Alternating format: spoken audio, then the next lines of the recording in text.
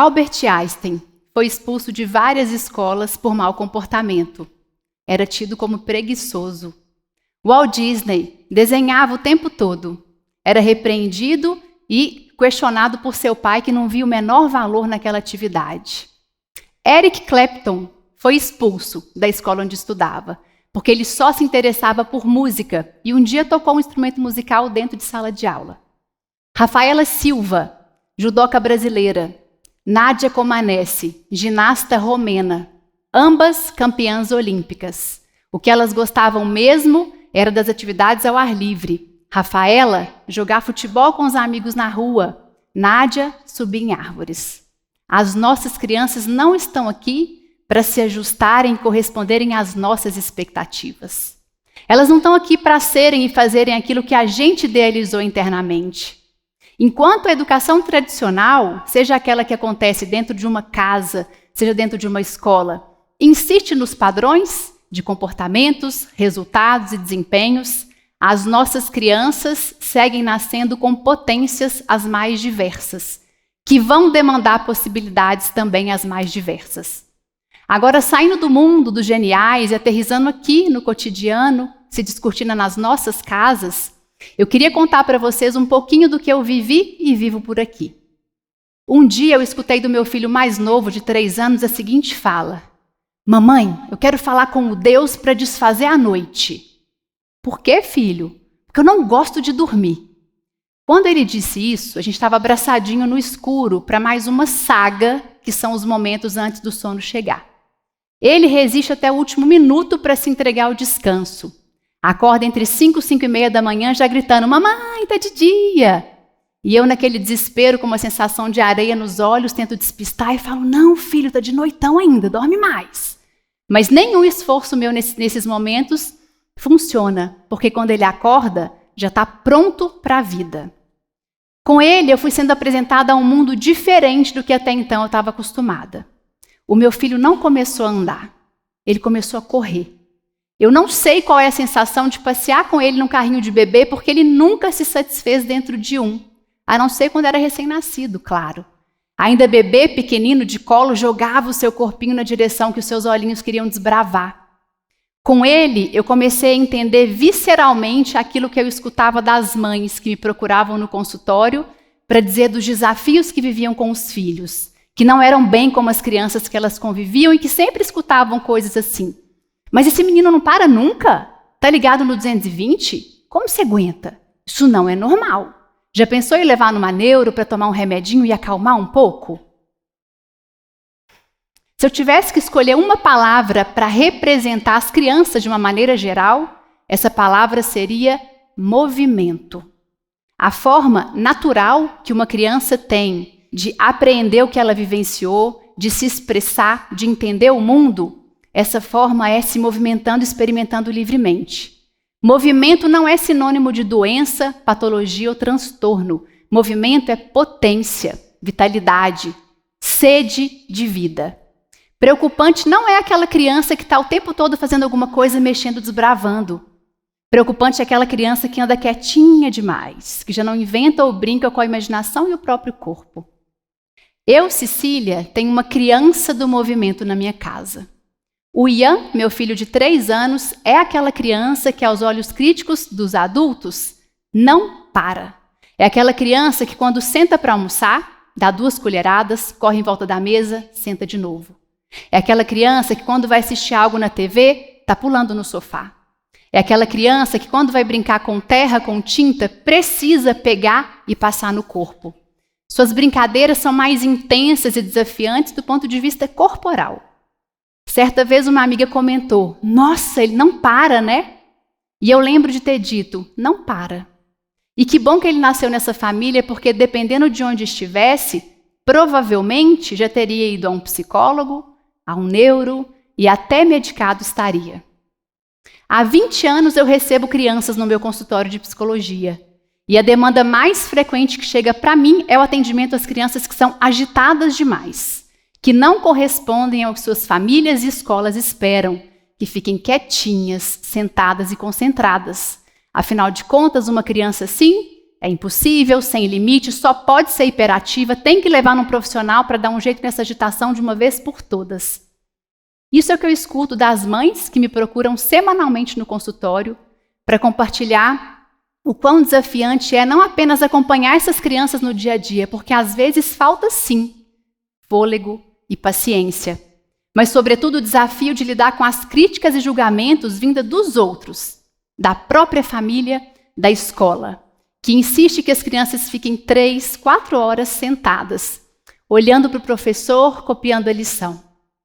Uma criança do movimento não tem isso para entregar e exigir isso dela é tão insano quanto parar diante de um pé de goiaba no pomar e ficar esperando que dali você consiga colher limão. Esse é um caminho certo para machucar uma criança emocionalmente e tirar dela aquilo que lhe é mais caro e potente, que é a sua essência. Uma criança que se movimenta muito vai incomodar, porque nos demanda uma entrega absurda e que a gente saia da nossa zona de conforto. E como vivemos num contexto que valoriza a eliminação rápida do sofrimento, do que incomoda, do que sai diferente do esperado, as nossas crianças vêm pagando um alto preço. A infância vem sendo patologizada, as crianças medicalizadas, muitas vezes de forma apressada, equivocada e até irresponsável.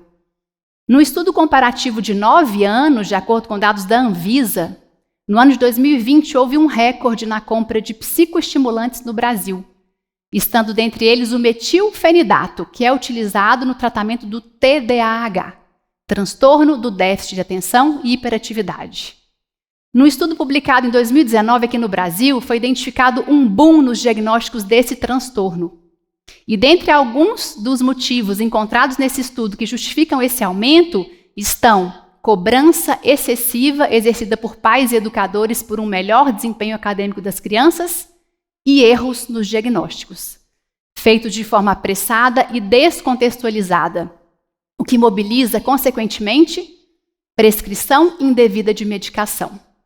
E isso é bastante preocupante, porque dependendo da forma com a qual se utiliza e da dosagem, pode-se abafar a espontaneidade e vitalidade naturais de uma criança e também pode causar dependência. Dificuldade de aprendizagem, indisciplina e atividade excessiva de uma criança dentro de uma escola são comportamentos que vêm sendo erroneamente identificados como indicadores por si só desse transtorno. Quando, na verdade, para a gente garantir um diagnóstico correto, é fundamental que se utilize não apenas os dados obtidos em questionários e observações de comportamentos, mas também que se faça uma avaliação clínica completa, psicossocial, com auxílio de profissionais da área da saúde, com formação especializada e experiência no transtorno. E isso significa que é de fundamental importância um olhar criterioso para cada criança com a sua história de vida. Infelizmente, não é bem isso que anda acontecendo em grande parte dos consultórios de profissionais da infância na atualidade. Só para se ter uma ideia, lá em 2011 foi feita uma pesquisa com 8.000 crianças e adolescentes, aqui no Brasil, que faziam uso da medicação para o tratamento do TDAH. E o que se descobriu nessa pesquisa foi que 60% delas nem sequer tinham sido diagnosticadas de fato. Existem, sim, crianças que apresentam algum tipo de transtorno e que, quando diagnosticadas de forma criteriosa e precoce, o que é bem diferente de apressada, podem se beneficiar muito com intervenções adequadas, adquirindo mais qualidade de vida e saúde emocional. E dentre as crianças que são diagnosticadas de fato, algumas precisam e se beneficiam do uso criterioso de uma medicação, mas elas representam a minoria. Eu lembro do dia em que eu recebi a Ana no meu consultório. Aos prantos, desesperada por um retorno nada cuidadoso vindo da escola que já pré-diagnosticou seu filho de 5 anos como tendo TDAH. E aí eu recebi o Theo para o seu primeiro atendimento. Menino de olhos brilhantes, comunicativo, cheio de ideias, buscante do meu olhar e de um brincar junto. Ele escolheu as tintas e ficou 40 minutos sentado, descobrindo novas cores com as suas misturas. No final, ele escolheu limpar e organizar tudo. Nenhum sinal de que eu estava diante de uma criança com algum tipo de transtorno comportamental. Ali eu entendi que o mundo adulto precisa se atentar ao óbvio. Cada criança traz dentro de si um universo particular, e algumas apresentam naturalmente uma necessidade de movimentação e experimentação para além quando comparadas com seus pares. São as que venho chamando de crianças do movimento. Uma criança do movimento precisa ser compreendida em sua necessidade vital, que é de experimentação corporal. Uma criança do movimento não precisa ser punida, acalmada ou medicada. Ela só precisa ser vista e compreendida pelo que ela é. Agora eu quero contar para vocês a história de uma menina que até os seus 8 anos de idade mal conseguia ficar sentada em sala de aula. Seus pais eram chamados semanalmente na escola e já desacreditavam do futuro da filha. Até que um dia resolveram levar num profissional para dar um jeito naquela agitação de uma vez por todas, porque eles não aguentavam mais. E aquele profissional não viu nenhum problema. Mas ele identificou uma necessidade de movimentar-se em liberdade e sugeriu que a família colocasse na aula de dança. E foi nesse contexto da dança que essa menina se encontrou e construiu uma belíssima carreira. Essa é a história real de Gillian Lynne, dançarina, bailarina, coreógrafa, atriz de teatro, apresentadora de TV britânica que ficou mundialmente conhecida por suas famosíssimas coreografias em 2 musicais da Broadway, Cats e O Fantasma da Ópera. E em seu livro autobiográfico, publicado lá em 2012, ela disse: "Eu sofria de algum tipo de excesso de energia, tanto que eu era verdadeira dor de cabeça para todos. Hoje em dia eu ouso dizer que eu teria sido rotulada como hiperativa e a minha dieta teria sido um comprimido." O que os pais de Gillian não sabiam quando ela era criança, e o que muitas mães, pais, educadores e profissionais da infância de hoje ainda não sabem, é que esse excesso de movimento pode dizer de uma inteligência, que abarca potências e habilidades bastante específicas. Howard Gardner, com a teoria das inteligências múltiplas, ele nos apresenta a sinestésico corporal, que é caracterizada pela capacidade de usar o próprio corpo de maneiras altamente diferenciadas. E ele vem nos lembrar que cada criança é inteligente à sua maneira, e já não dá mais para a gente educar e exigir resultados e desempenhos padronizados, todo mundo fazendo tudo igualzinho, aprendendo igualzinho. As crianças do movimento precisam ser compreendidas em suas necessidades vitais, e suas mães, seus pais, também precisam ser escutados e acolhidos, porque a verdade é que vêm sendo massacrados, com excesso de críticas, julgamentos e cobranças, como se não estivessem educando os filhos. E agora eu queria dizer para você que não leve sua criança do movimento em nenhuma consulta com profissionais da infância. Não antes de prestar atenção em como é que anda o seu tempo e a sua entrega de verdade com ela.